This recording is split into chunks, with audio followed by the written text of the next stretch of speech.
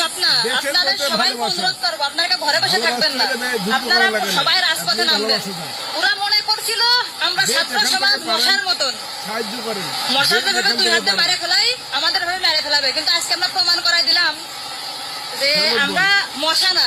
তবে আপনারা ভুলে যাবেন না যে মশার কামড়ের ভয়েও কিন্তু মশারি টাঙান, আর একদিন আমরা আপনাদের মশারি টাঙানোর কারণ হব। একটা দিন আসবে আমরা আপনাদের মশারি টাঙানোর কারণ হব।